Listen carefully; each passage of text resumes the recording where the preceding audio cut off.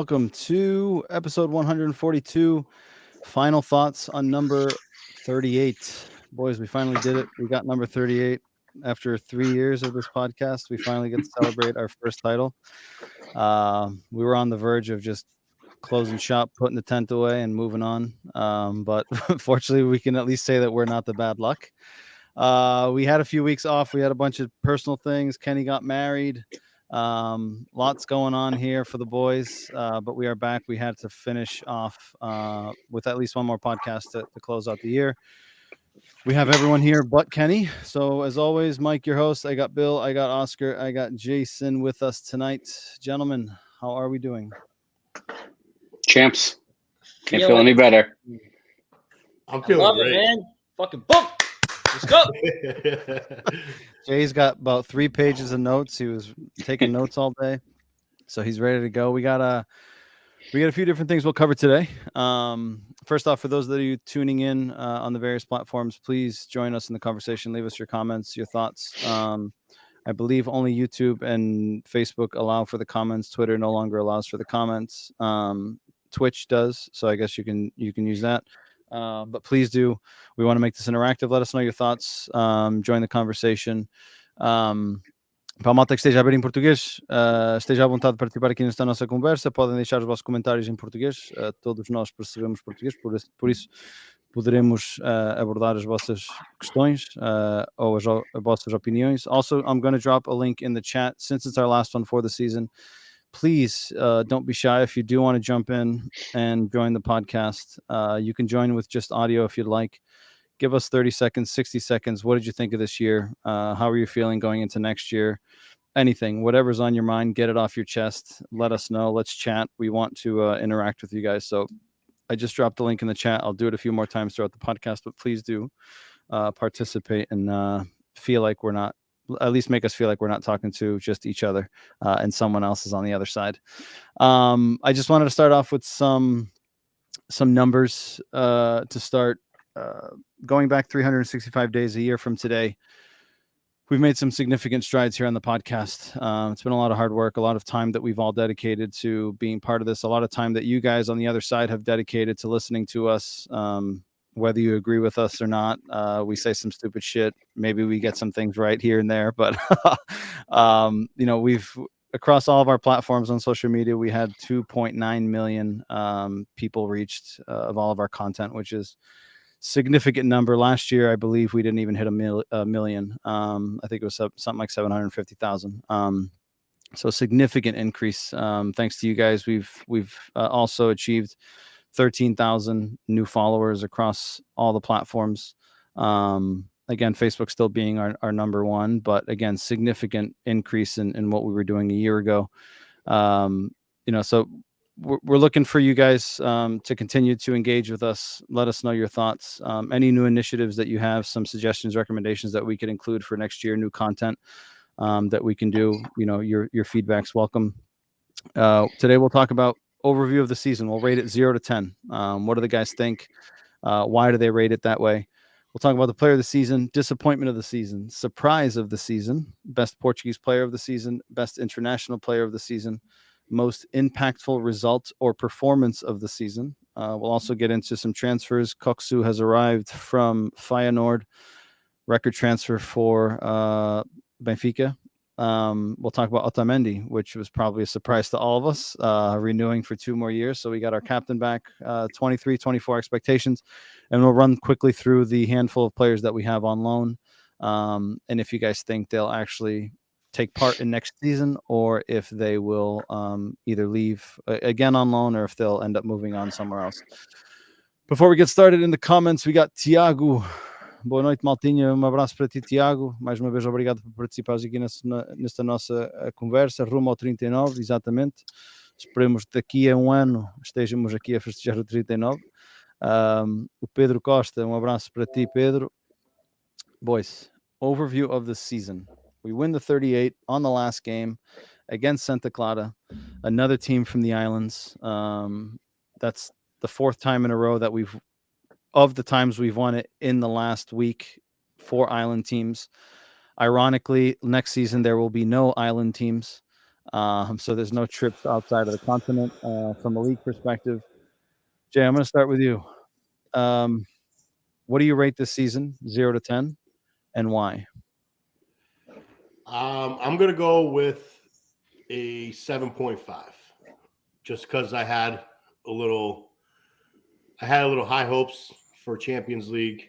Then it kind of came crashing down. But overall, it was a great season. We won the league. Like I mentioned, we made a fantastic run in the Champions League. Made us all dream that we could possibly reach the final. The little downside is we got eliminated from the Taça da Liga and obviously eliminated from the Portuguese club a little earlier than I would have wanted. But winning the league brings joy to all the fans. It was something that we wanted for, I think it was like 3 or 4 years. We had a little spell. 3. I'm glad that we were able to get it at home. Wish we could have done it a little earlier, but we succeeded even after a little dry spell in that month where we were kind of struggling a little bit with, I think it was Inter, Porto, and Chaves, like all those games. But overall, I'm very happy. My main goal for the season was to win the league, and we were able to accomplish that. A lot of positives happened throughout the year, especially with having the coach that we have and kind of having the leadership with Rui Costa, always motivating the team, always kind of sticking up for the team. There was parts in the season where I remember there was one part where he was kind of yelling at one of the referees after a game. But overall, I just think 7.5 seems like a great scale because we won the league. It just sucks that we had such a great season. We only won one trophy. That's the only kind of downfall, I would say. Okay, fair enough. Oscar. All right. So I'm kind of think the same as Jay on this one. Hallelujah, Jay. There you go. Final. Finally. But yeah, I think 7.5, but I'll probably do a little lower just because how we ended the season. I mean, we had a team at the beginning of the season to absolutely destroy this campeonato, right? Porto couldn't even buy players, and they ended 2 points behind us at the end. There's a lot of factors to go into that, but it was just like I think we sold ourselves short. I thought we could have easily, when it was 10 points and with 6 games left, the season shouldn't even shouldn't even go to the last jornada. So to me, that was a little bit of a disappointment. I agree with Jay when it came with the Champions League. I thought we had high hopes to go to at least to the semifinals, if not to the final. Going to quarterfinals in the Champions League, a team like from Portugal is already a plus, but you can't expect more than that usually. But then leaving the cups early in the season, we played great football, and Schmidt has a responsibility when it comes to that. But I felt like we could have done more and left our fans a little bit more like relaxed, especially against the competition we had this year. Okay, that's fair. Bill, do you agree? Yeah, I agree with what these guys said, and I think that like the 7.5 is probably a fair score. Given, if you break it down, first half of that season, like I think we're closer to like the 9-10 range, right? Like we were like at that point, we were before the World Cup, pre-World Cup, we were flowing, like scoring goals left and right. Like didn't matter PSG, Juve, like it was just smashing everyone. And then that second half of the season, I think, where we get knocked out of the cups early. Well, we got knocked out of one of the cups during the fucking World Cup, which is beyond like strange. And then the slip in the Taça with Braga, and then like Oscar said, that month, or I think Jason said that month with Porto, Inter, and Chaves, like that month really kind of brought everyone back to reality a little bit. But I think overall, the team played unbelievable, right? It's not every year you can dream of and realistically think you can reach a semifinals of Champions League or even a final. And I think the way this team was playing and had the fans dreaming, like it was because we were playing so well. But there were a few slips, and in a long season like that, you're going to expect to have some downslides, right? Given the amount of games guys are playing, and this year, just because of the World Cup in the middle of it, kind of fucked things up a little bit too. So, but overall, our main priority was the league. We won it. Could have been earlier. Probably should have been earlier, given how big of a gap we gave ourselves. But at the end of the day, you win the league by 10, you win the league by 2. Who gives a fuck? You win the league. That's all that really matters in my book. So I'll fucking take it. We generally don't tend to win the league by many points. It's always 2 points, 1 point, 3 points. I agree with you guys in that range. I'm just going to give a different score just to be different, but I'll give you the context. So I was in between a 7.5 and an 8. I'll go with an 8, and the reason being is the league. We won the league, right? And I agree with you, and I think it's consensus for everyone, right? Like given the advantage that we had, there's no reason why it should have come down to the wire, right? There's just absolutely no reason why it should have been that close, right? But again, we had our moments where we kind of dropped off, was expected. Unfortunately, we slipped, but we got back up in time, and we were able to get across the finish line before we got beat to it. As it relates to the other internal competitions, yes, we would have wanted to win the Taça da Liga. Yes, we would have wanted to win the Taça de Portugal. But I will say the Taça da Liga, I think it's an unfortunate situation. One, it's during the World Cup. Two, we won 2 games and tied 1 game, right? We beat Estrela da Amadora, we beat Penafiel, and we tie 1-1 away to Moreirense in a game that we should have won. We had a ton of opportunities, right? And we just couldn't put the ball in the net, right? We tie 1-1, and we end up getting dumped out of the competition on points or goal difference, right? Which I think is unfortunate. And then the Taça de Portugal, I mean, we essentially get pushed out of that competition with that embarrassing referee job, right? That penalty that was robbed against Geds that we potentially could have gone up 2-0.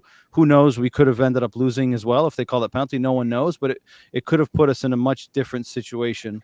And then we end up going down a guy, and it all just makes it so much more difficult for us, right? So I think it was unfortunate with the other domestic competitions. So I would say an 8.0. I think football-wise, we played fantastically. I think Champions League, we played really well. I was watching some of the highlights earlier today. That second game against Juventus at home, I think we played 70 of the best 70 minutes we've probably witnessed in our lifetime Benfica play. And probably follow up 4-1. Yeah. Probably those last 10 minutes.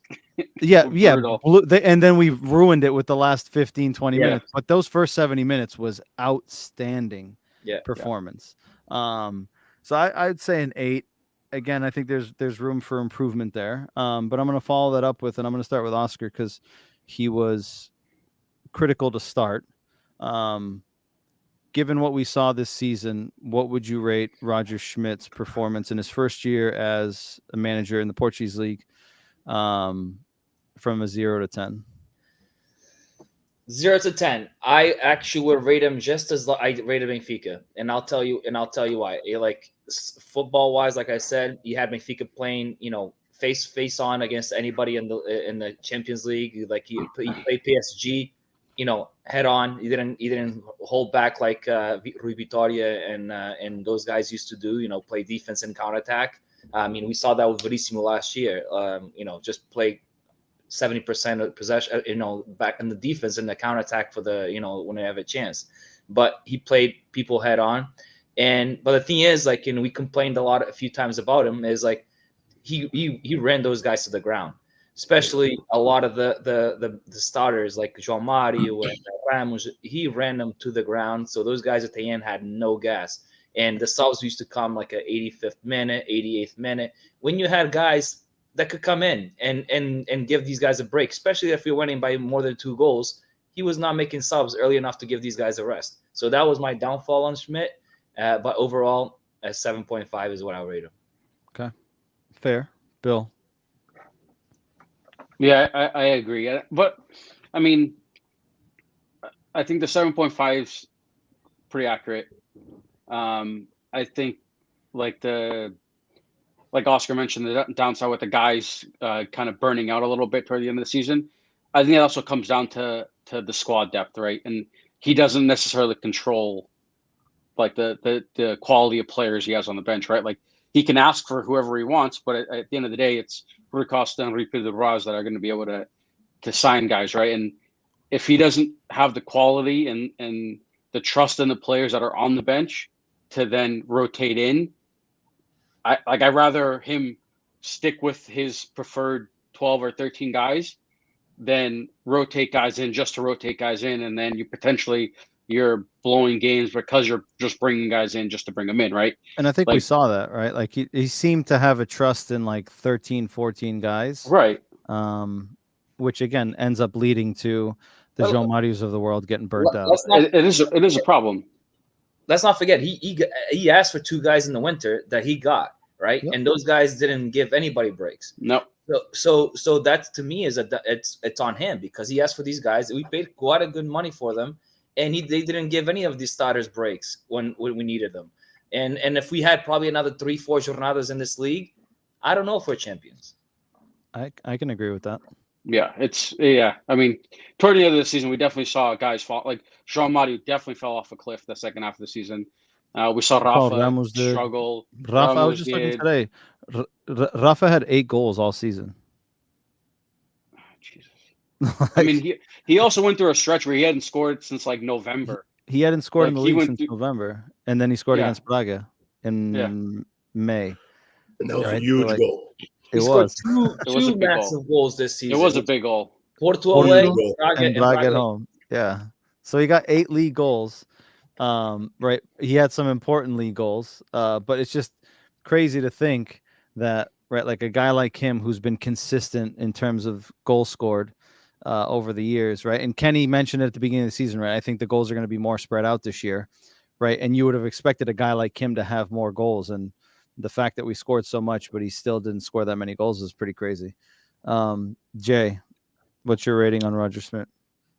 I'm going to give him a little higher rating. I'll probably say 8.5.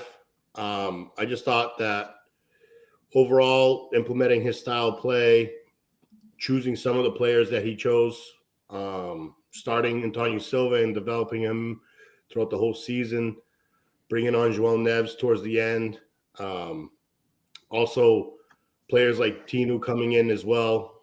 I just thought that I kind of agree with Oscar. His downfall to me was kind of bringing in subs a little bit later than he should have overall, especially like Oscar mentioned when we were up 2-0 or 3-0, and like make those subs in the 60th minute, rest some guys, take out the guys that that played so much, like the João Marios and the Rafas and the Gonçalo Ramos, who those guys tend to like run so much throughout the whole game and putting pressure on the defense. But overall, I think he had a really good season. Losing Enzo and plugging in Chiquinho was huge. I thought that was a big move on his part. You could have went a different route, probably put Freddie in there and probably put a different player on the wing. But I think the way he managed the team this year, the way the team believed in his style and believed in him, and also like I just think overall he did a tremendous job with the team. So I would give him an 8.5, and I'm expecting a lot of things from him next year as well. So also just quick, like credit to him, he never, outside of that incident he had, I forget where it was where he tossed the bottle back into the stands. Gisela. Right. Outside of that, he never got pulled into that bullshit, like the media or with Porto or with like you never saw him get let his emotion. After that was it. Like he never let his emotions get like the better of him and get pulled into that stupid like shit that we see every fucking week in Portugal. Yeah, and one thing, like in the beginning of the season, I always thought that he was like very calm, cool, and collective. But towards the end, he was starting to feel the pressure. He was celebrating the goals with a little bit more excitement. Yeah. But I kind of agree with Bill. Like he really didn't get into the bullshit with the fans and the refs and all the drama with the journalists. But he kind of kept a steady heel, and that's what you kind of want from your managers, to kind of keep the team motivated and keep the team calm and prepare for the next game. Yeah, and I agree with Jay's analysis. I think an 8.5 for me as well. I think right, apart from him coming to a new country, not speaking the language, I think he did a good job in putting the coaching staff together. Having Javi, I think, was a big piece. Having Luis down there was a big piece, just to kind of at least transmit the message, but also bring in a little bit of the history with the club.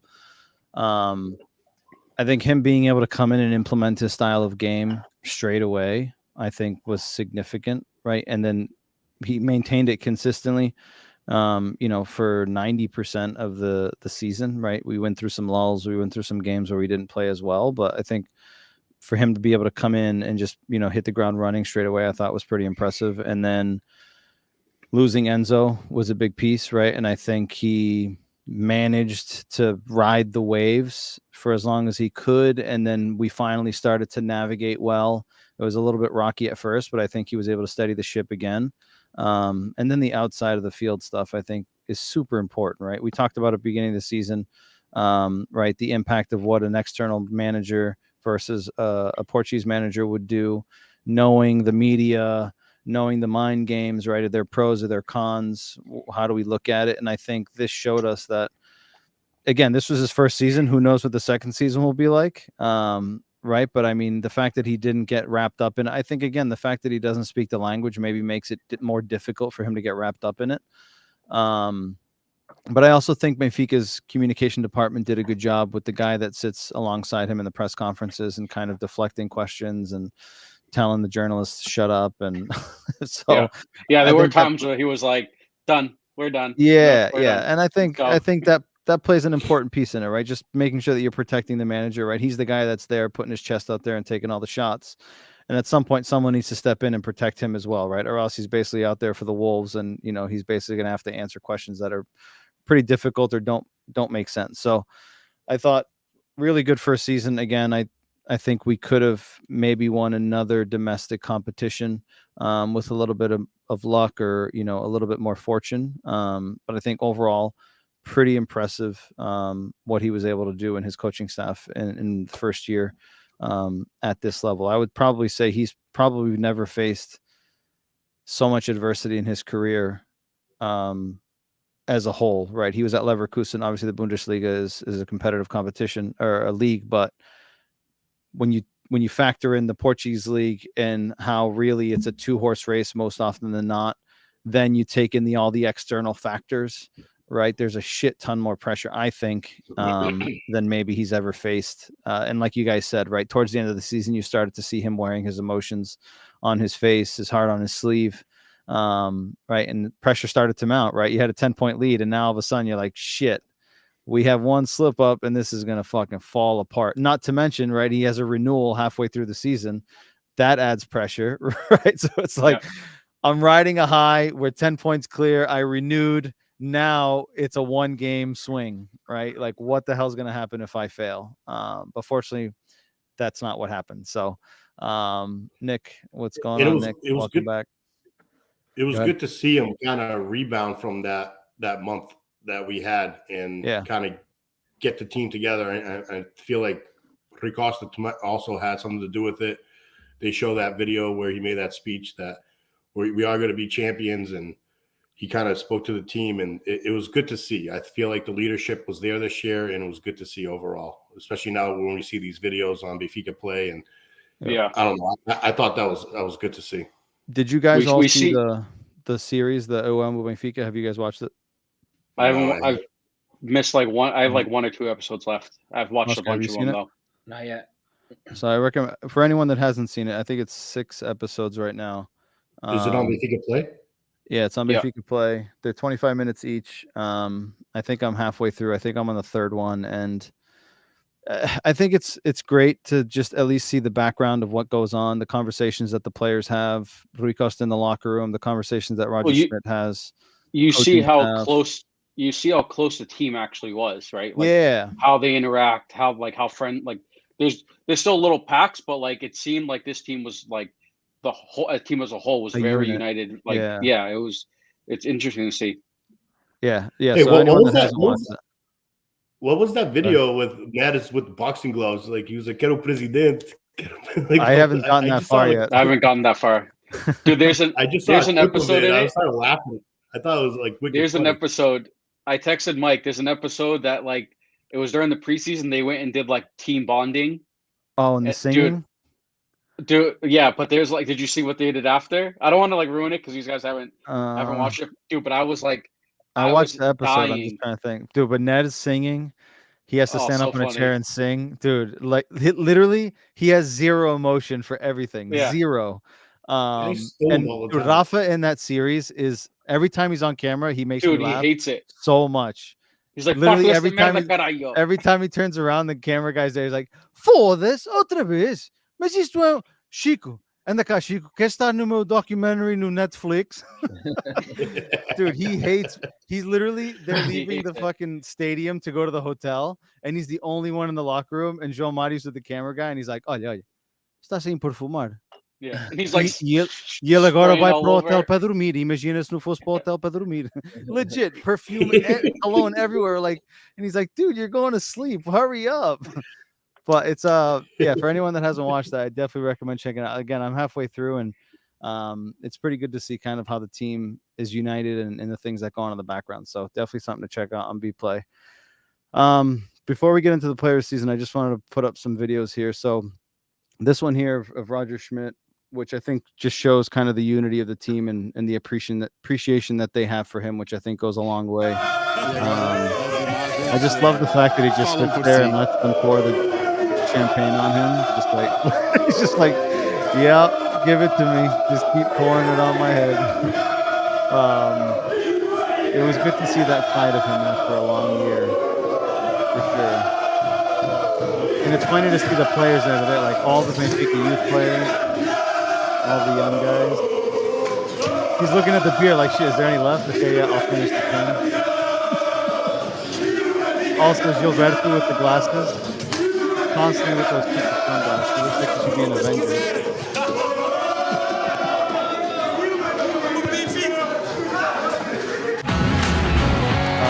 And then Rui Costa's video.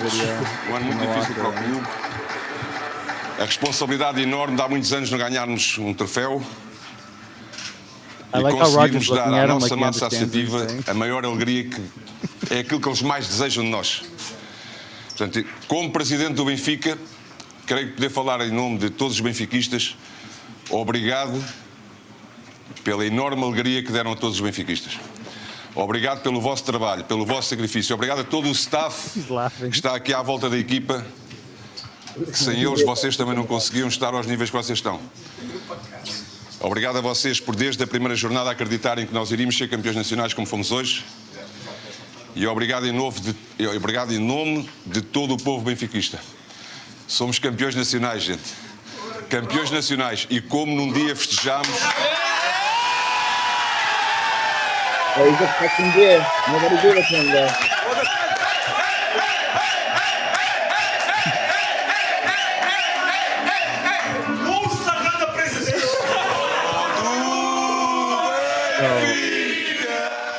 So I think it just highlights kind of the unity that we have in the locker room. And I think having someone like Rui Costa, do you guys think having someone like him in the locker room as the president adds a different element to 100%. the team? Yeah. 100%. You have a player that has done it at the highest level as your president. Like, I think him coming in, knowing the game, knowing the struggles these guys go through, I think he's able to connect with these guys at a whole different level outside of like what Luis Vieira was doing, right? Like a president like that is just a president, right? This guy connects to him as a player. Yeah, I agree with that. I think it definitely goes a long way. It's funny on the documentary or the docuseries, you see him. I can't remember after what game, but he was giving Gonçalo Ramos recommendations on how to head the ball in the box. He's like, só raspar. And I wanted to be like, bro, how many times did you head the ball in the box? You're giving him tips on how to finish. Come on. But it was good to see, and you could tell like the players respect his opinion and kind of how he sees things. So I think that definitely goes a long way. So it was good to see. Oscar, I'll start with you. Player of the season. Man, you got me a little bit out of surprise on this one because I had three and that I couldn't choose between. But I'm gonna stick with the guy that's been, I think, our motor throughout the whole season. He did have a basically tired legs at the end of the year, but it's expected because of what he played. But I have to give it to Big John. John had probably his best season of his career, and he helped us get this trophy. I give it to John. All Who right. was the other two? It was a big, huge part to this team because of what he was able to do on the field.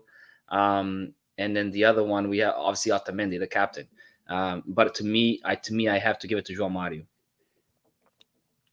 Okay, fair enough. Jay, who's your player of the season? Like Oscar, I actually had 4. Yeah, Ramos included on my list, right? Oh, absolutely. But I had, so mine was Freddie, Ramos, João Mario, and Florentino. To me, And not because Grimaldo had a great season. Yeah, to be honest, this was really tough. It was tough to pick one. If I had to pick one, I'm gonna go with Freddie. I think Freddie was the most consistent player for us overall. He was a guy that you could plug in anywhere. He might as well be a sporting director too, because I feel like he helped us get legit. Helped us get Turkish Cook, guy. too. That dude does everything. But overall, like Oscar said, João Mario had a career year. He did fall off a little bit, but you can't complain. He had 51 games, 23 goals, 15 assists. The stats. Ramos had a great year as well. Huge step for him this year at 21, 47 games, 27 goals, 12 assists. And Florentino coming back from loan and being able to be a staple on the team and being that guy that gets all the balls in the midfield, destructs everyone else's game. But to me, if I had to pick one, and Oscar said too, Otamendi, he had another fantastic year. It was tough to pick one, but I'm going to go with Freddie. I think Freddie just was a baller this year. No matter where you put him, I think his best position is in the center and the midfield, but he was playing a lot on the wing and kind of helping out in the midfield as well. It was just a great year for Freddie in his first year joining in the league. So I'm going to give it to Freddie this year. Okay, fair. Bill, before I go to you, I just want to read some comments quickly. Benfiquista Americano says, I think that it's an 8. 8 is reasonable in terms of the score for the season, given the midseason roster shakeup. We've had so many changes, mostly great changes in a short period of time. Winning the league was priority. We still made the UCL quarterfinals in consecutive years for the first time in 60 years. Nick says, I think Roger learned some lessons playing the same 11 week in and week out. I think we'll shore up the depth this offseason. I sure do hope that is the case. Mm-hmm. Red Baron says, absolutely, he knows the ball in the audio like no one else, in reference to Rui Costa. Nick says, Rui Costa eats, sleeps, and breathes Benfica. He sure does, which is nice to see. And Red Baron's player of the year is John Brooks. So it's a good choice. Bill, as a striker defender. As a striker, obviously. So I think like what these guys touch on, like the João Mario and Otamendi, right? Like to me, Otamendi is probably our most important player all season because I think he was like the heartbeat of the team. But if we're talking best player, I think João Mario gets it just for the not only the goals he scores, but there were the moments he had to score them, right? He scored some crucial goals. So I think overall, like he dipped at the end, like these guys touched on, but I think overall, I think João Mario, the play he had at the beginning of the season was on a completely different level. And I think some of the goals he scored this season were crucial goals to winning the Campeonato. One being made as a void of Bayern Munich. Yeah, against Maccabi Haifa. Good shout on that one. Yeah, I agree with you guys. I think there's a variety of different players that we can slot into this field. I'm going to go with Otamendi just because I think as the captain, as the leader, I think he has a huge influence in this team on and off the pitch. And if you watch the docuseries, I think you'll just verify that and confirm that. I also think that his presence alongside Tony is a huge piece to the puzzle. I think his Huge. experience and what he Huge. brings to the table, I think, helped Tony a lot develop. There was a few games that Otamendi wasn't there beside him, and you could see that he had a couple of flaws, which is natural, right? His age, he's going to get exposed. But I think because of that, and I think part of Tony's coming out this season is a big part because of Otamendi and the leadership that he has back there and what he brings to the table. So as a whole, I would say him, just because he's in the back, he's the captain, he sees the whole field. He just brings that leadership to the team and that composure. And how many games did we see that we didn't play great, but we came on here and said, Otamendi, again, consistent, right? Just fucking out there bullying people, showing up. So again, I think everyone that you guys mentioned absolutely can slot into this category. I think there's maybe a few others that we could put in there, but just to be different, I would say Otamendi for me. And those of you that are tuning in, leave us your comments and let us know who your player of the season was. Otamendi reminds me, you know how Luizão used to play with the young players like David Yeah. and the Garay, made them stand out. And Lindelof and all those guys, and he made them like basically what Otamendi is doing to João Tony Silva is basically what Luizão did to the young guys that passed to Benfica. Ended up becoming great center backs. So the leadership matter. Yeah, and that's where I think him being here for another 2 years, which we'll get into. I think part of that 2-year agreement is probably plays into that, right? We got young center backs. You've got experience. You've won a World Cup. You've been at the top. We need you to kind of pass that knowledge on to them before you walk away. Disappointment of the season. Bill, I'll start with you. That's going to be anonymous. Unanimous, you mean? Unanimous, I meant. Anonymous. Oh, this one, there's a few, right? There's like coming off of last season, like Gilberto, I expected a little bit more from him, but he fucking fell off quick. But he didn't play much. Yeah, but I mean, he started this season. You know the common one. Come on. What's the common one? I think I know what you're saying. Oh, that's not who I thought you were going to say. Yeah, no. Dude, is it German national? I can see it. Yeah, but he got hurt. Oscar, you will have your turn. You will have your turn. He stopped. The thing with Jackson coming, he came in. Yeah, it's a huge name, but he was hurt coming in, and then never really settled and got hurt again. And I'm looking at guys that were from him. I don't know about you guys, a lot more. And that's before he even got hurt. After he got hurt, I expected a lot more from Draxler. I agree. I definitely expected more. And then having somebody from our bench like Rafa struggling to come in because of Draxler's a fucking superstar. That's what I expected. No, I agree with that. No, I didn't. I mean, that was the hope, right? And I think everyone expected that when they signed him. But I think, stepping back and taking a look at Draxler, he was coming off a major injury coming to us, and it was a risk, but it didn't pan out. But I wouldn't say he was our major. I mean, the most he could be up there. To me, Gilberto, the fucking forward, Araujo. I expected coming off of last season, I expected a lot from him, and then get loaned out. And then when he's on loan, expecting a lot from him, he's gonna get playing time and shit. Didn't get to anything out on loan. Pick one, dude. I'm trying to think of the guys on the fucking team. Disappointment, not disappointments. Yeah, I mean, I'll go with the kid up top, Araujo, because I did coming off of last season. I did expect to have him on the team and have him kind of show up a little bit. Okay, Jay. I kind of agree with what Bill just said. I had two. One was a player that got loaned out, which is Enrique Araujo. I expected him getting loaned out. He obviously didn't settle with the team at Watford either. It was just kind of a disappointment for him. But overall, I think players that were on the team for the whole season, I would say Gilberto. Gilberto couldn't even get a spot on the field when Ba got hurt. It was Freddie playing basically right back. I think Gilberto kind of, like what Bill mentioned, he took kind of a step back. So to me, I know what Oscar's saying with Draxler, a player that we got on loan, being hurt pretty much the whole season. But I'm going to go with Gilberto because I thought that he was kind of coming on towards the end of the season. He was starting to be consistent on the squad. And then I don't know if the signing got in his head or something, and Bob played a lot better than him overall, and then he gained the spot over him.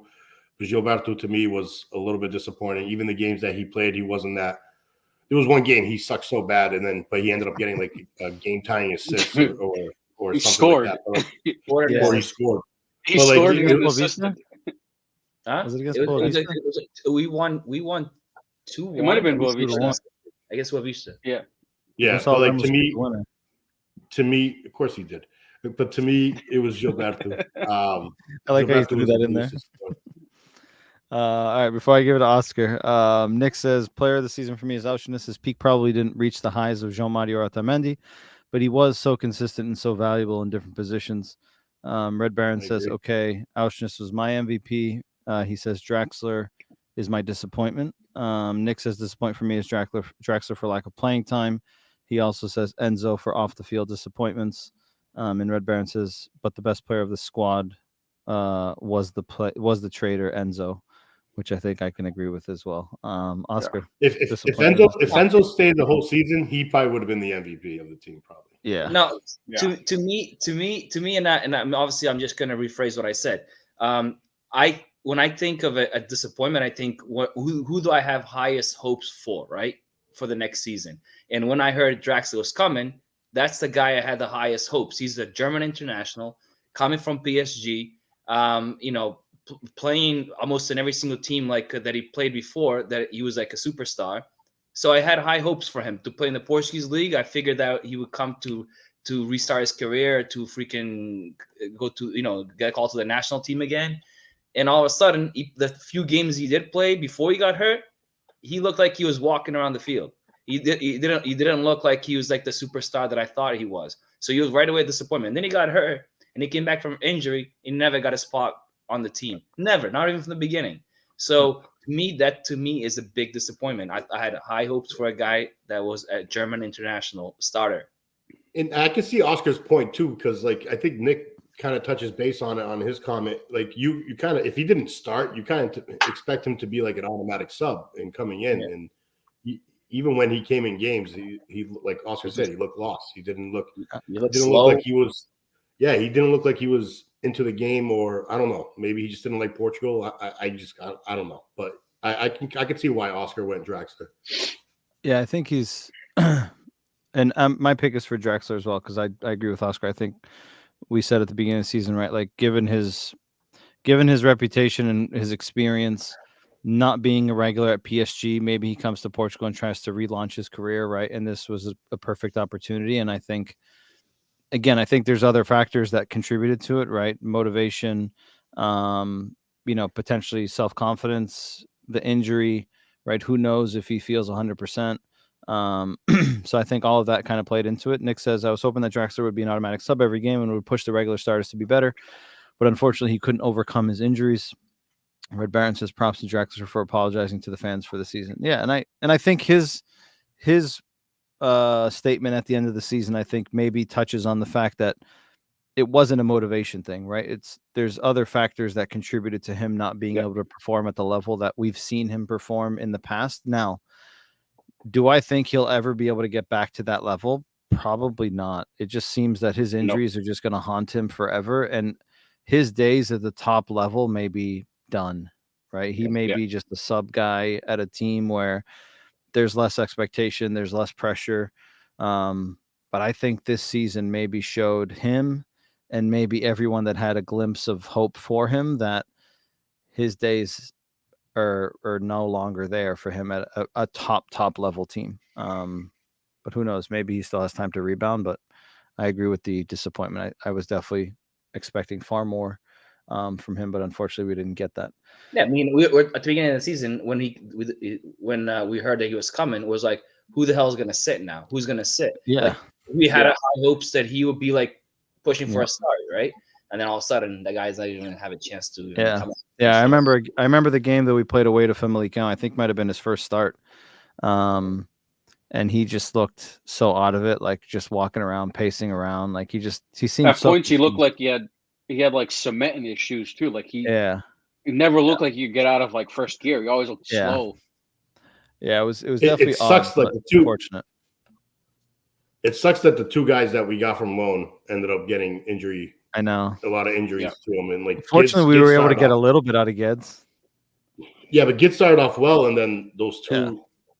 Those two injuries just killed him, and we don't even know if he's going to be a top player again. Because one of the guys in our group was part of the operating team, and he said that his injury is similar to what Mentores had, which is cartilage injuries. Which he said that he'll never play without pain again, and his level of competitiveness may have to change because he doesn't think that he'll be able to play consistently at the top level anymore because of that injury, which sucks. But unfortunate for him. But again, he's another one of those guys that like injuries just follow him. Maybe he can rebound. Who knows? So yeah, I mean, hopefully he's still young, so we'll see. Surprise of the season, Bill. I'll start with you. For me, it's Freddie, right? We had no clue who the fuck this guy was, right? Who the fuck is Freddie Alschness? No one had know how to pronounce his last name or anything. And this guy fucking shows up. Yeah, this guy fucking shows up and turns out to be one of the crucial parts of the 38, right? Like this guy fucking played everywhere. Left wing, center mid, right back. He played like left wing, right wing. Everywhere. He played behind the striker. He played in the middle of the park. And he played. He only right didn't play center back and left back and goalie and striker. Everything else he played. Did it all. He's a Swiss pocket knife. I think easy one for me. That one. All right, Oscar. Obviously I like the Freddie, but I'll tell you right now. So Freddie, to me, there it is. I didn't know Freddie, so I didn't expect much of him. I didn't expect, but it was a good surprise because he came in and he completely dominated, right? But I didn't know much about him in the past. But I did know Chiquinho in the past, and I knew what he stood for in the past. Therefore, what surprised me the most is the person that surprised me the most, which is what the fuck this guy learned how to play soccer. So there it is. My surprise, Chiquinho coming to the midfield, replacing Enzo, was our best player. Okay, and I think somebody said in the comments, best player, and I agree with him. And replaced him without too much of a difference on the team. So to me, that's a big surprise and shock. Okay, Jay. Who's your surprise of the season? Do we have to ask this question? Come on, guys. I'm not going to say it's a surprise because it wasn't a surprise for me. It wasn't because you expected that from him already. If I would have to pick a surprise, it would probably be. Yeah, that's why I'm not going to say his name. I'm going to go with Freddie as well. Similar to some of the things that you guys said, a guy that we didn't really know much about, didn't know if he could ball. And now we all know that he can ball, and he was a really crucial part to this team.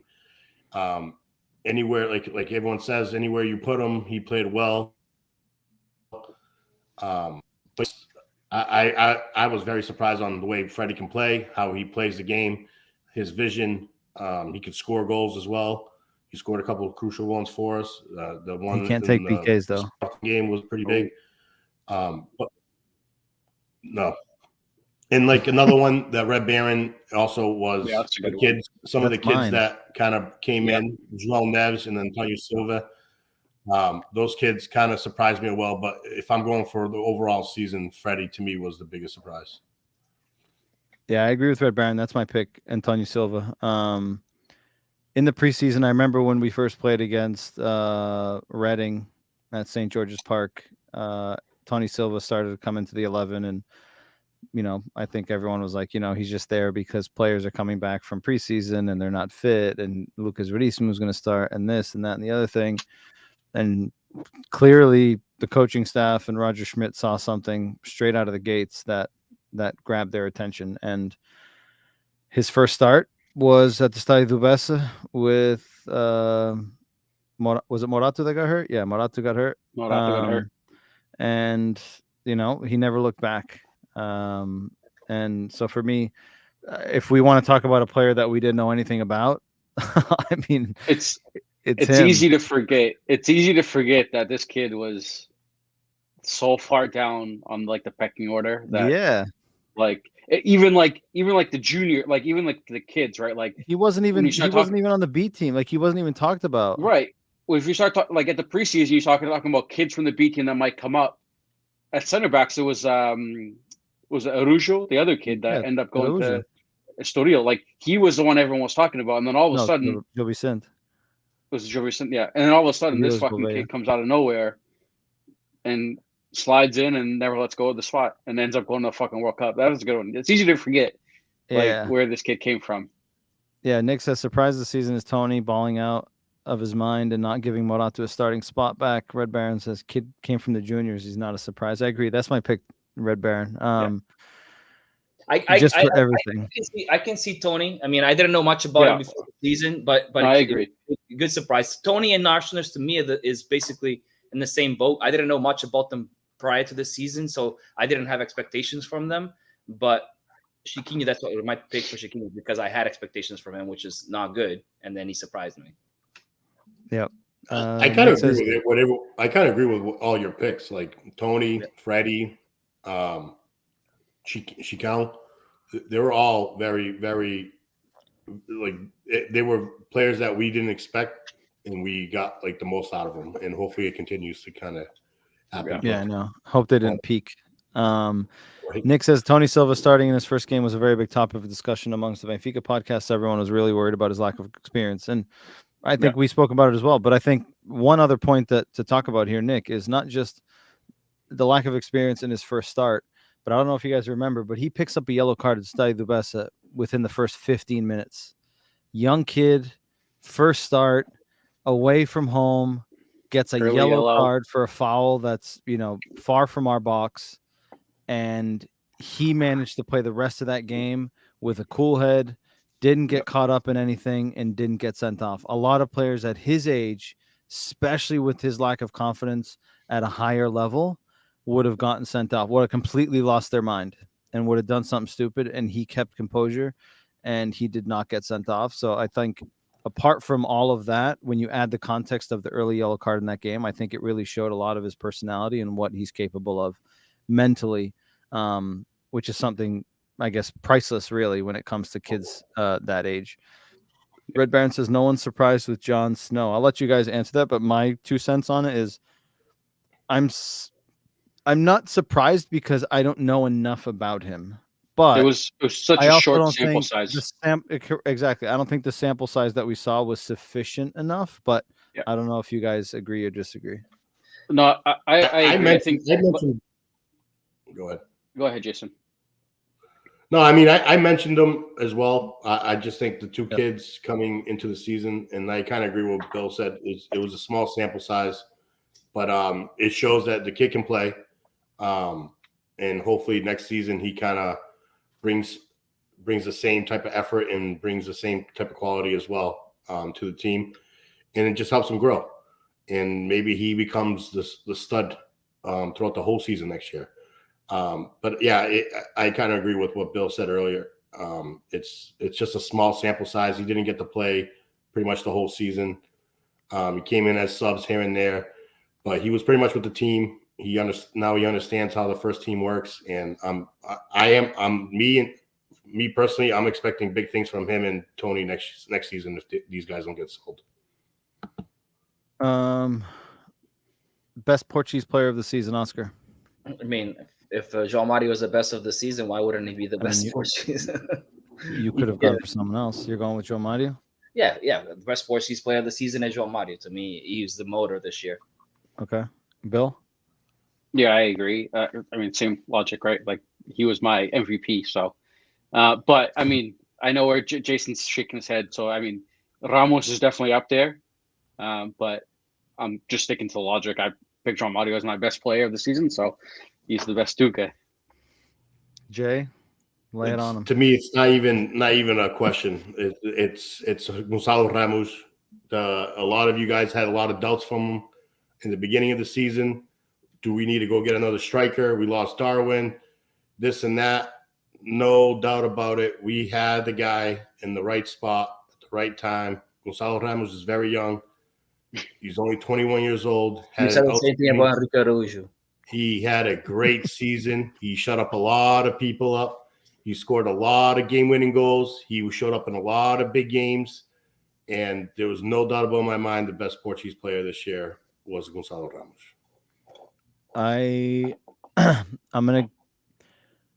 I think between Ramos and João Mario, I think is the obvious. But for all the shit that I gave him at the beginning of the season and throughout the season, I have to go with Gonzalo Ramos. He scored 27 goals, 12 assists. He was the leading scorer for the team.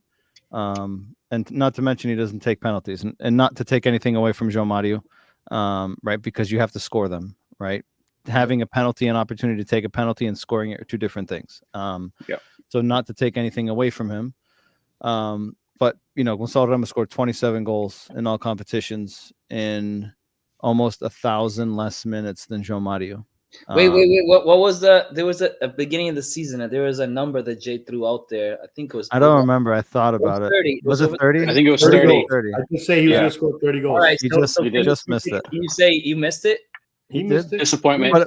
But I will say that As long as we I think we can all agree that if he doesn't go on that lull in the last 6 weeks of the season, I think he passes it easily. No kidding. If nobody goes on, if João And Mario he missed 4 games. And he didn't play 4 games throughout the regular season as well. So, but when you look at his numbers, Oscar, he had almost 1,000 less minutes than João Mario. Yeah, dude, but that's part of the season. People No, get no, hurt, I know people get that. very But what hard. Yeah, what I'm saying is, for a strike, like the way he was playing, even if he went 3 games, I think he went like 6 games without scoring a goal. Like for a striker, that the form that he was in, you wouldn't have expected that, right? So even if you just cut that in half and he went 2 or 3 games, he would have hit that number. So again, I didn't think he was going to get that close. And when you look at the context of the minutes and the goals, I have to take my hat off to him, because again, I was one of the most critical of him, and he showed up, right? And hopefully that he can reproduce that. There's rumors that he may not be here next season. He may be gone this off season, but another 100 27 and 12, 39 goal contributions and 47 appearances isn't bad. No, he had a phenomenal season. I agree with that, but his goal his position is to score goals. So like it's 27 goals all season for a striker. Hey, that's a good season. That's expected from you. And to me, it's like what Mike just said too. It's just how he scored them. He like nothing taken away. He didn't take any PKs, but he scored headers. He scored with his left foot. He scored with his right foot. He scored tap-ins. He was in the right spot in the right time a few times. He played the number 9 position the way it should have been. The way Roger wanted him. He pressed the defense every single game. Guy runs more than most players on the field. And I think that's what killed him at the end of the season. He had no legs. He had 0 legs at the end of the season. And maybe you can give him the 3 goals he scored for Portugal. There's the 30. Yeah. Hey, yeah, there you go. It all counts, right? There you go. Count them all. Let's see. Best international or best foreigner on the team, Jay. Well, kind of like what Oscar and Bill went, my MVP was Freddie. It's still tough to kind of leave Otamendi out as well, but I'm going to go with Freddie. I think just like what we've been saying, most consistent player to me, plugs in all the positions. I feel like he could play goalie too. Who knows? Maybe next season we'll see a glimpse of that. But I just feel put him in for PKs. He was, seriously. But I just feel like he was my MVP, and no doubt about the best estrangeiro. But Otamendi is right up there as well. Like it's tough to kind of keep your leader, the person that kind of keeps the team together off of that list. But he both of those guys deserve a lot of credit, but I'm going to go with Freddie because he was my MVP. Bill?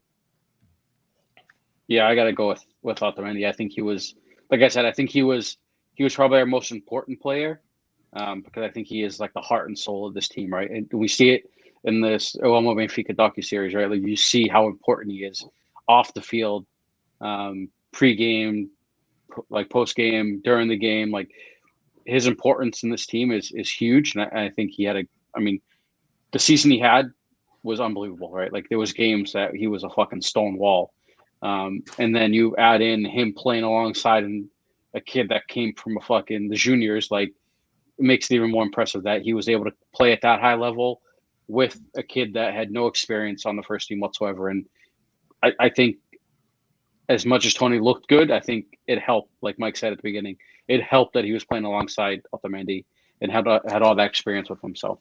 I think Otamendi is the best estrangeiro. Oscar?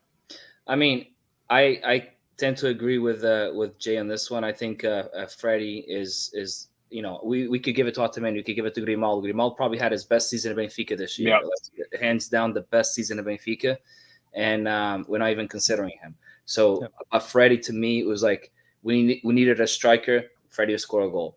When we needed the defender, Freddie be a defender. We needed a midfield to play in center mid, Freddie will go in. Wing, he'll go in. So that's a guy that you can't look away from. Like he's absolutely the best estrangeiro, I think, for this year that we had.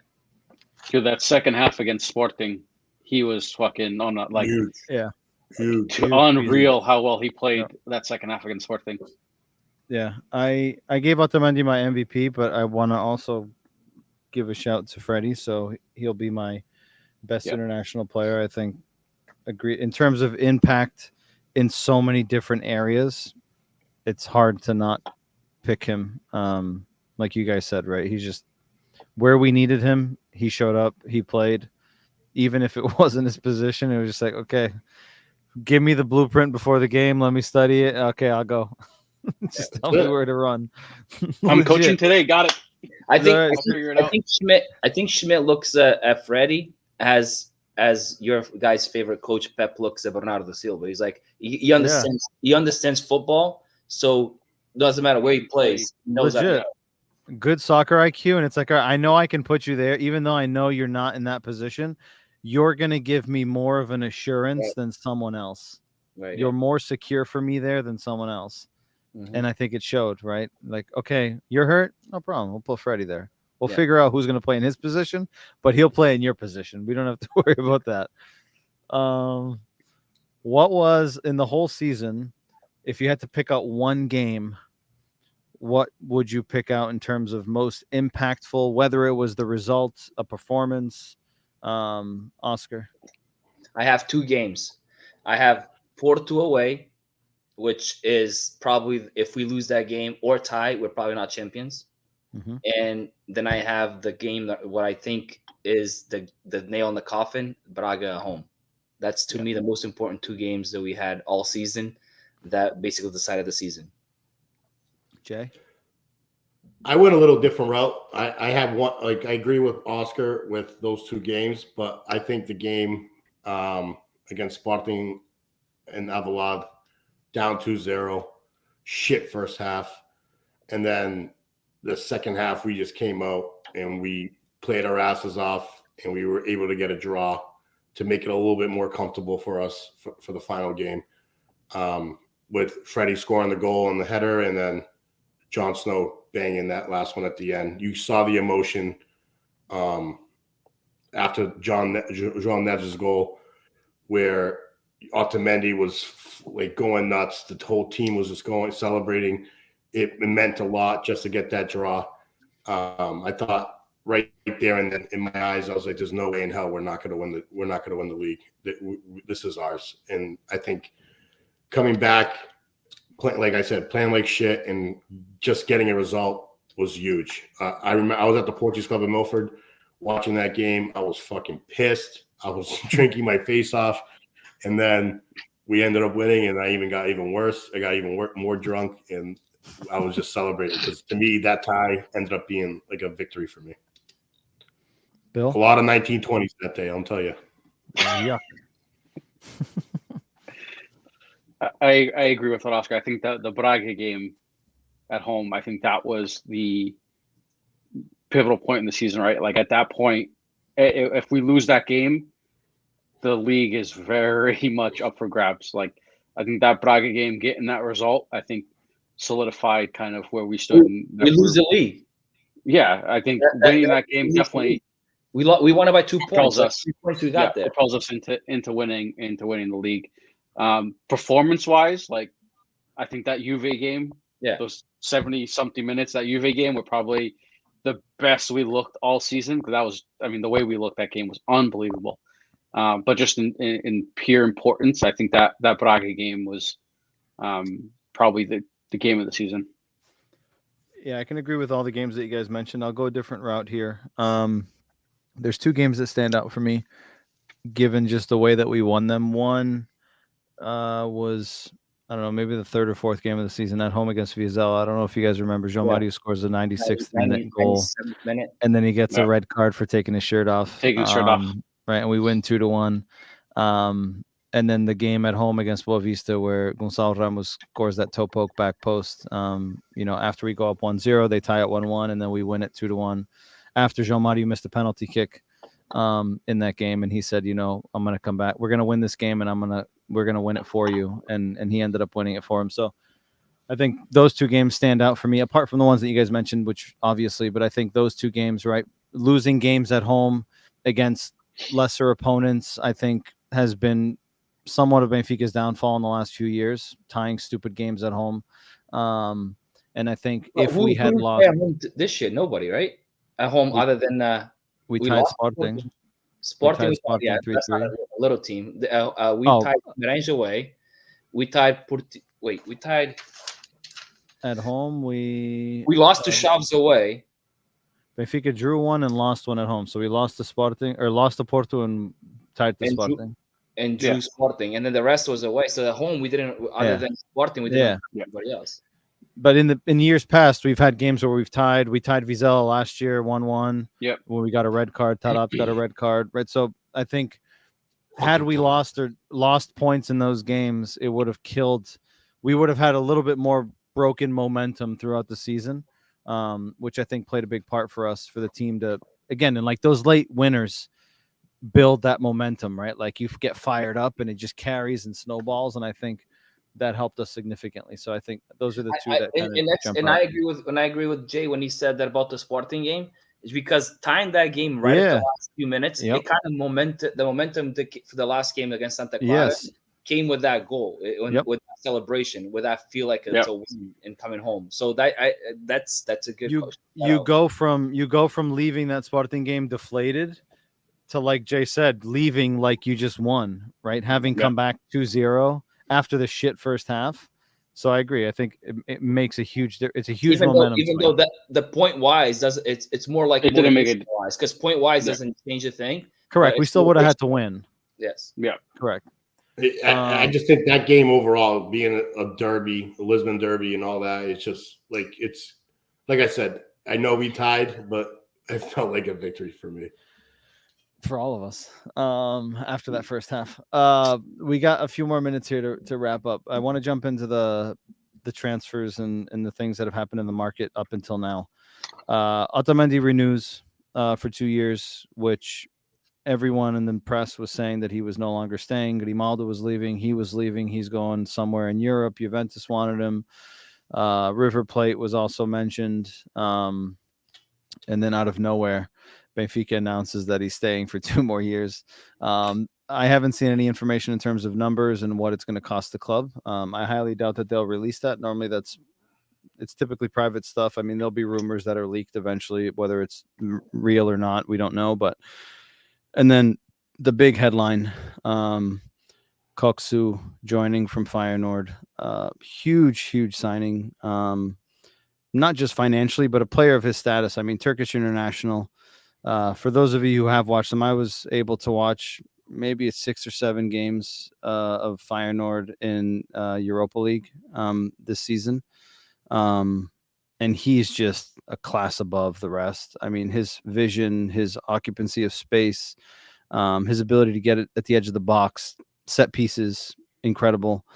Takes corner kicks, takes free kicks, getting in between lines. Like, he's just one of those guys where if he gels, I think he'll be, head and shoulders over everyone in terms of output. Like, I think he'll just be that much better than everyone else if he's able to kind of stick and grab hold of the Portuguese league. But Oscar, I'll start with you.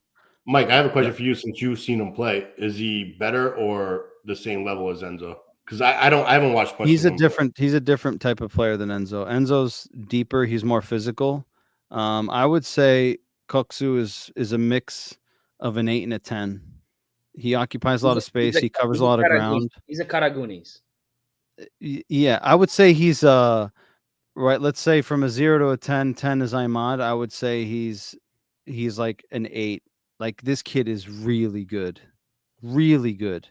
And again, not just the price tag, right? Record transfer, but just the fact that he came to the Portuguese league, because there was certainly other clubs that were after him, right? And the fact that he took on our project, they say Auschwitz was a big piece of him coming because fucking super agent, because baby. he played with him.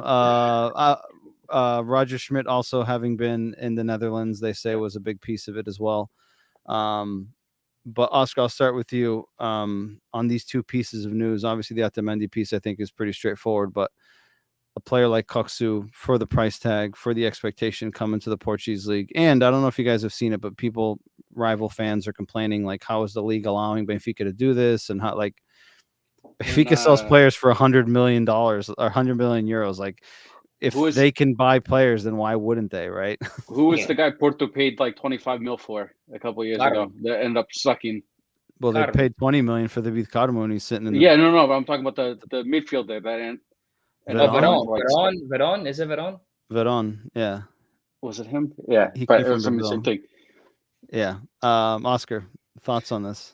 All right, so I'm with Jay. I don't know too much about this guy. I saw a few YouTube highlights, and he looks pretty decent in the midfield. Obviously, the Portuguese league is a little different than the Dutch league, so I'm not sure. Like, I hope he comes in and destroys it, because I'll tell you right now, if by this time next year, if we have a disappointment or a most surprise, he'll be on the judging card because of the price tag. I mean, the price tag automatically puts him there. Expectations are way up there. Remember Darwin Núñez and how I was a critic of him because of the price tag?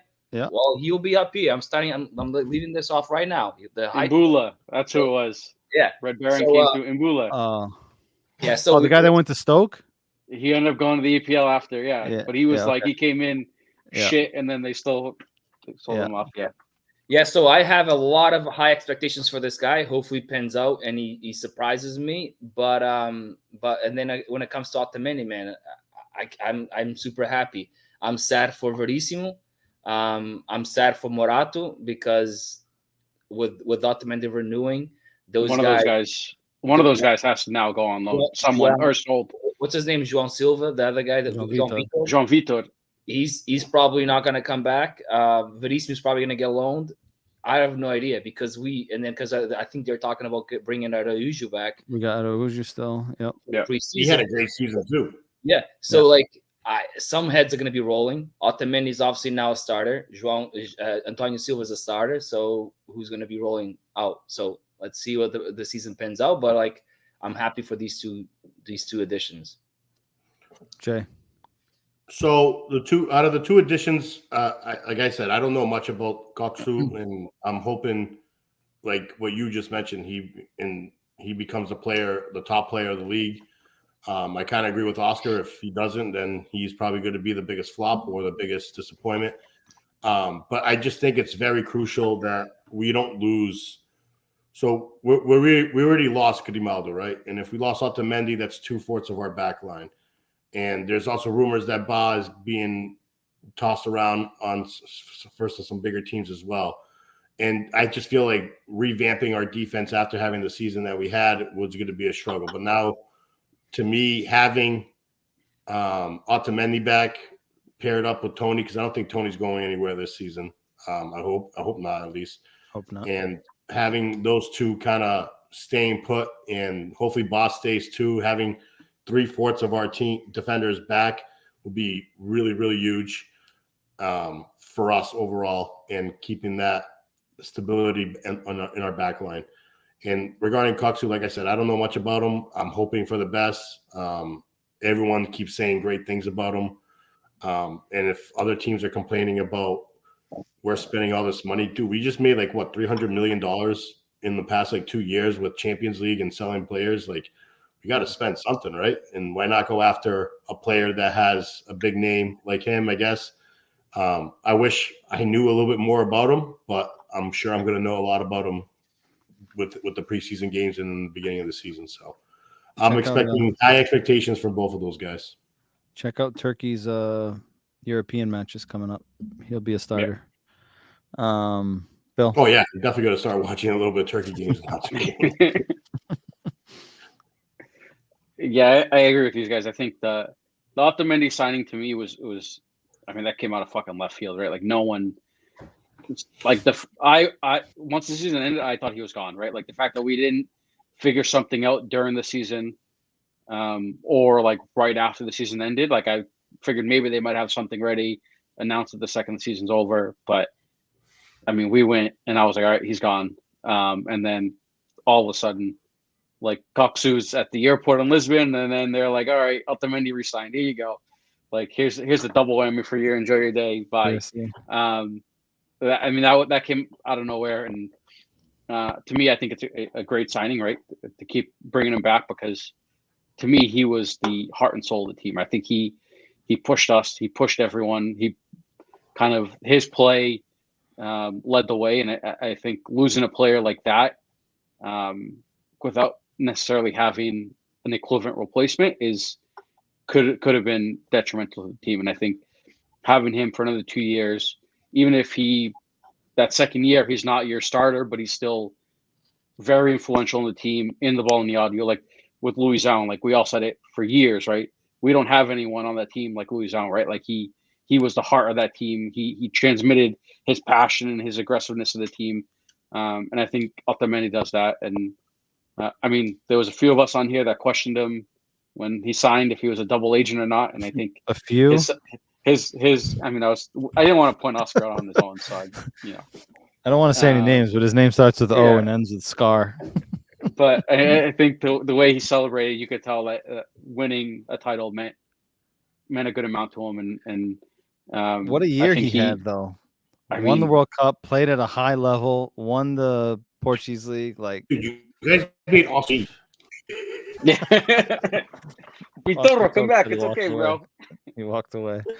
And with Cox, I'll just touch on it real quick, because I didn't watch too much. I've seen him a few times in the Europa League, and he does look like a very solid player. He looks like he's a player that can play in a few of those spots in the midfield, and like Schmidt likes to have those guys like Freddie, right? Like these switch army knives, right? They can play all over the place, and he looks like a guy that can play in a few different spots and bring some creativity to that midfield. And I mean, for, like Oscar said, for that price tag, he's automatically expectations through the roof just because of the price tag. And we'll see if he can live up to them. But I think, like everyone else, we're excited, right? Like, it's not every day we're throwing out 25 mil, potentially 30 mil on a player, and a player like that, right? MVP of the Dutch league, and there he was the Feyenoord's captain, and like, it's not every day you sign a guy like that, and expectations are through the roof for him. So we'll see if he can live up to them.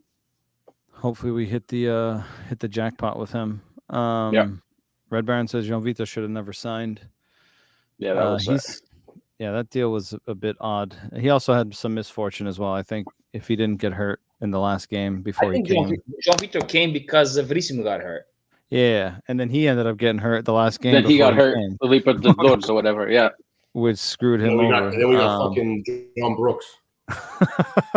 Yep. Red Baron said everyone was saying good. I had to read this like 4 times to figure out what the hell he was saying. But everyone was saying good things about Cebolinha also, or as he wrote, Little Onion. Yeah, But the difference between those two players is Silvalinha is coming from Central America, correct. Brazil It's league. very and different. This guy's Yeah. already Yeah. played in the European league. He's played in Well, so did Europa the Enzo League. Fernandez. Enzo Fernandez came from the same place. Correct, but that's what he's saying, right? Like the advantage that adjustment. we would assume for Koksu is easier because he's already in Europe. He's playing for Turkey as an international, so you would assume that his adjustment to European football doesn't exist, right? Because he's already in Europe, opposed to an Enzo or Cebolinha, right? They're coming from South America, different type of soccer, right? So you're adapting to something that you're not really familiar with. So, but I agree, right? With a high price tag comes high expectations, and not just the price tag, but what he was able to put out for Feyenoord this season, just elevates that even more, right? So I think expectations are going to be super high, and hopefully that he can meet those expectations and show up. And again, I've seen decent amount of him, and I believe that if he's able to gel, he will be by far the best player in this league. I think he's that good, but again, time will tell if he's able to gel. I will say that we need to find a left back. I don't know what's going on with do. that Kirkpace guy, but we need to figure out that position pretty quickly too as well. Yeah, I don't know. I've seen that he's not coming. That- then I've that seen that he is coming. There's too many things in this journal for me to believe that's even real. Like at this point, I'm like, this is just the Portuguese media. His dad this said point. that he was on his way to Yeah. Benfica. His international coach said he was, and now This is it's like, been no, he's too not much shit. coming. Yeah. Yeah. So again, the media doing what the media does. So I think it's just a matter of, I think if Benfica showed us anything in the last 2 years, is they're capable of pulling a rabbit out of a hat, and when you least expect it, they announce a player. Which in years past it wasn't necessarily like that. Yeah. I mean, Yadamchuk shows up at the airport, no one knew who the fuck was coming from with Rui Pedro Braz, and all of a sudden he rolls up. Otamendi renewal, everyone said he was gone, all of a sudden he signs a 2-year extension. Yeah. So I guess let's just be patient and see what Benfica tells us, and maybe not read so much into the newspapers. Red Baron says, quando ele meter três batatas nos porcos em pleno dragão, then he'll be great in my book. Yeah, that'd be nice. I will say that I'm kind of liking these early signings, so that these players get Correct. right with the team. I mean, we did it last year. Yeah, We did our work early. I don't know if this is Rui Costa or Rui Braz or whoever it is, but just I like this. Keep these early signings, get them ready. I think it's with the team. I think it's the goal. So then they can do the whole preseason with the team, and then stick with and gel with the team and make the team. I agree with that, Jay. I just hope that the opposite doesn't happen. Like we lose players last minute. At like the end. Hope we lose them now, and then let's go find the replacements. Because I don't want to wait until August when we play the Super Taça against Porto, and then figure out that we're losing like 3 players because like the Ramos and all. Yeah, that would suck, especially at least influential players, right? But I think hopefully, I think Rui Costa showed us in January that he's pretty committed to keeping shit together. So I would assume that he's going to have, seeing what happened on the last day, I would assume he'll have some sort of contingency plans in place to be able to pull certain triggers if X or Y happens. He'll do C. So and hopefully I think that's a learning experience. Like the Koksu signing, it shows that Rui is more interested in the success of the team than just making a profit, right? Like Correct. Instead of waiting to see if he sold Ramos or sold someone for 100 mil before buying players, he went out and got, I'm assuming, Roger's number 1 target. Like I can't imagine Roger has anyone at a higher price tag on his board number 1 over that. Like, right. Like I can't imagine. So like I think that's clear. It shows clear as day. Like Rui's not here for the profit and the books. He's here to put the best team forward and try to actually win fucking titles. And but if you make us dream that the 3rd Champions League is a possibility. But if you put the investment into what's on the field, then typically the money will follow, right? You'll sell players for high values. You'll go far in Champions League. You'll make money, right? Like, so naturally we should be able to do that, or should do that, opposed to okay, we'll just manage with what we have and try to sell a player at the end of the year for 120 million, and then we'll Yep. do the same thing, right? So I think it's the right approach. Again, year one, let's see what happens in year two, and hopefully we can continue the success. But I will say, given how bad Porto and Sporting are financially, and given to see the investment that Benfica is doing, We I should think dominate. Benfica has everything to dominate in the next 4, 5, 6 years. And if we don't, I think it's a huge failure. Porto struggling financially, Sporting struggling financially, Benfica is financially stable. We're able to sign players of this caliber. If Benfica is not able to put a good run in place of a success of a list, a row of successful titles, then I think it's a huge failure for us. Like we have to go 2-3 years of just crushing them, because they are just like struggling. Porto's got to sell 57 million worth of players before the end of the month. Sporting selling players and they can't invest in their squad. Like they're struggling. Yep. Braga's, climbing and investing well, right? So like they could be the next, significant third big team in Portugal if Sporting keeps dropping off. So if there was ever a time for Benfica to just put their foot on their throat, it's now, right? We missed the opportunity a few years ago with Luis Vieira. This is the opportunity again that we're going to have. Yep. Now, will we actually take advantage of it? Let's see. Red Baron says, fosse Luis Vieira, ele vendeu o Ederson e trouxe o Bruno Varela para o ataque ao Tetra. Yeah. E o Bruno Varela deixou-lo entrar, nunca me esqueço, deixa entrar um golo. Acho que é no estado de Aveiro ou em Coimbra. Pito enorme. Pissed me off so much. I'll never forget that goal. Next year, only one team makes it directly to the Champions League and they get 80 million. Yeah. Yeah, because they're They're changing the new format. So this coming year, direct qualification to the Champions League is huge because you get a massive injection of cash straight away. And everyone else is such a drop off that I don't think it's gonna be a huge difference for us. We get 80 million right off the bat.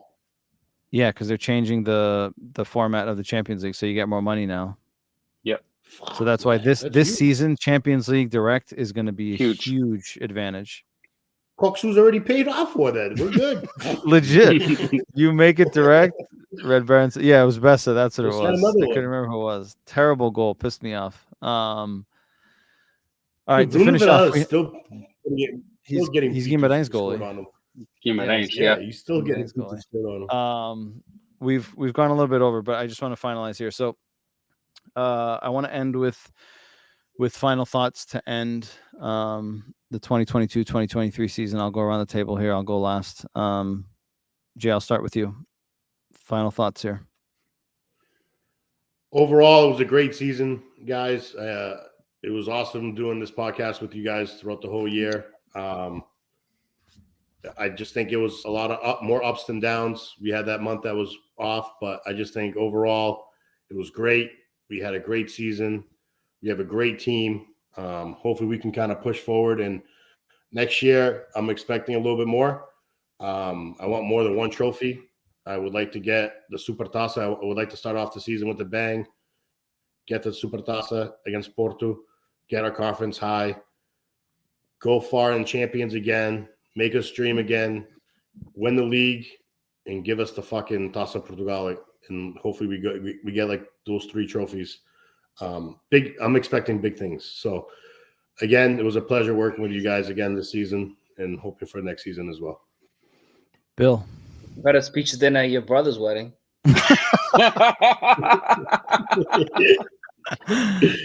Savage. Oh man. I thought I had a great speech at the wedding. I agree. It was good. It was good. It was. And he gave a shout out to our podcast, which is even better. Free marketing. Mike, I'm actually disappointed in you. I thought you were gonna show Kenny fucking singing and dancing. Oh, dude! You should have reminded me. I should have put a clip up. Damn. Pull it up while me and Oscar talk. I mean, overall, right? The first year of winning a title on the podcast, right? Like right off the bat, that's a huge plus. And like Jason said, the run we had in the Champions League, making us dream that making the semifinals or getting to the finals was a possibility.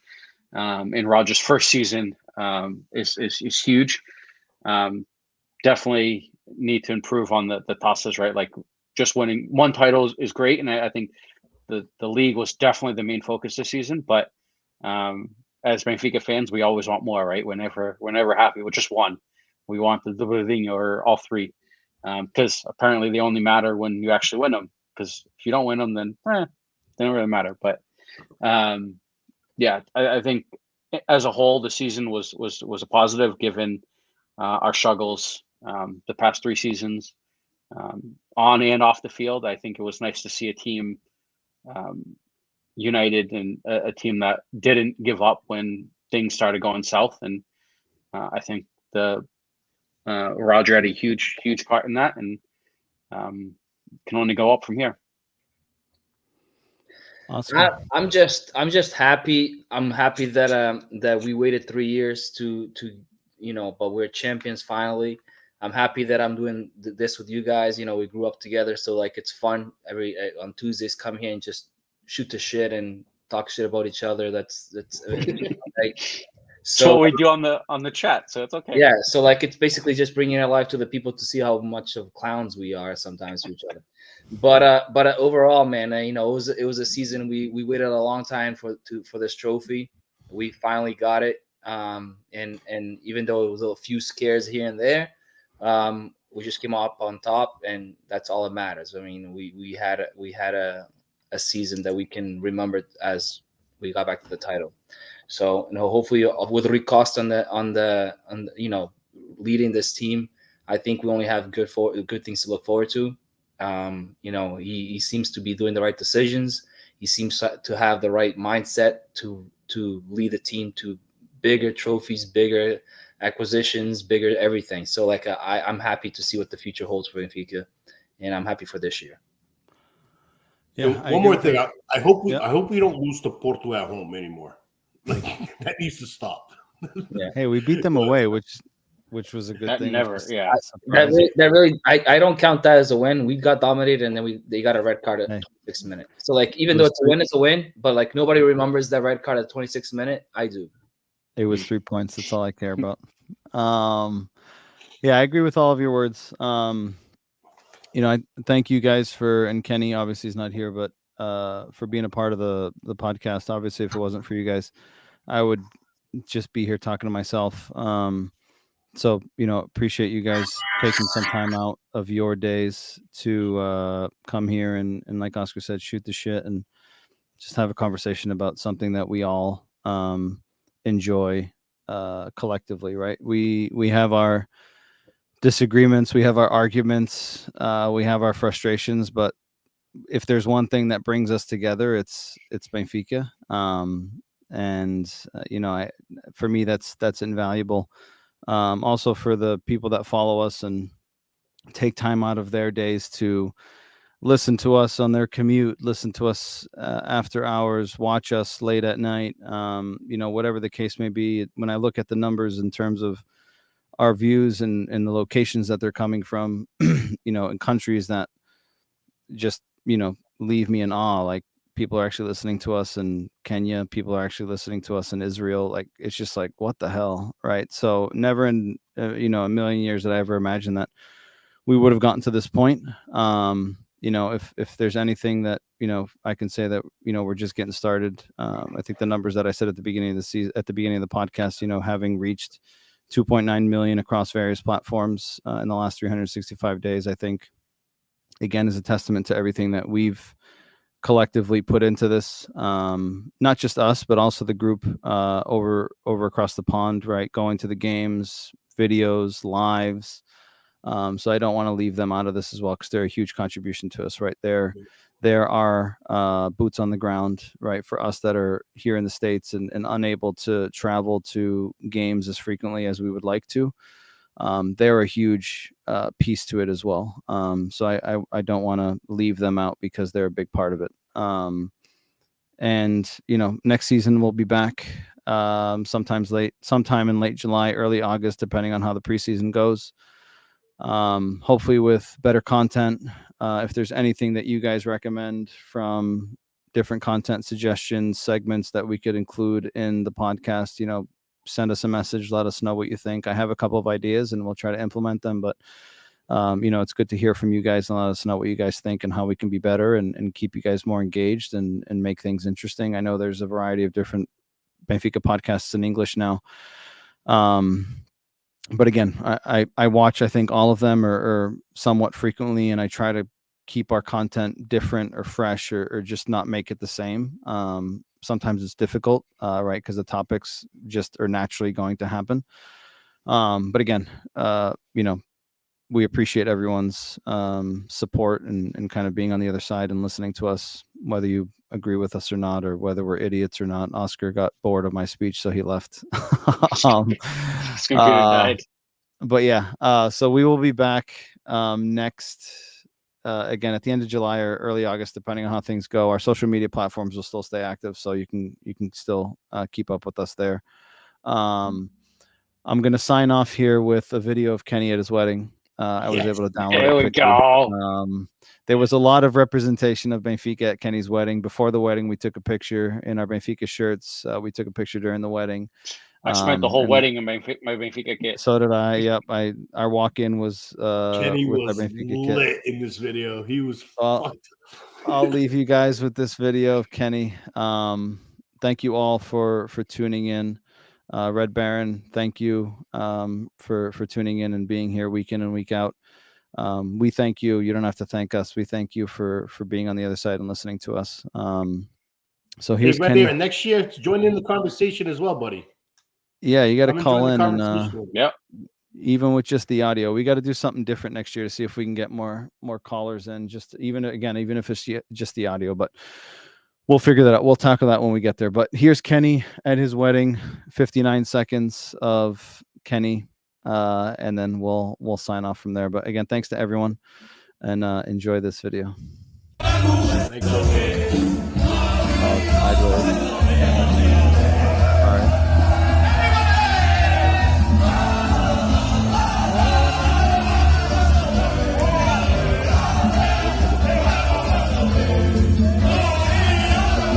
Kenny on the microphone. He said this wasn't planned either.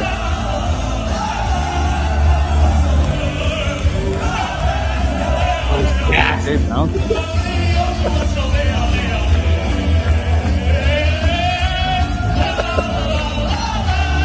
I got dizzy just watching. Raging.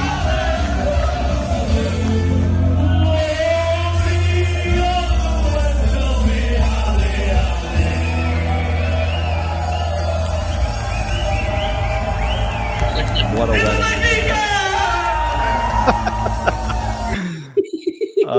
Gentlemen, as always, a pleasure. Kenny, thank you for this great moment. Everyone have a good evening. Viva Sport Lisboa Benfica, rumo ao 39. Good night, Campeão voltou, baby! Viva!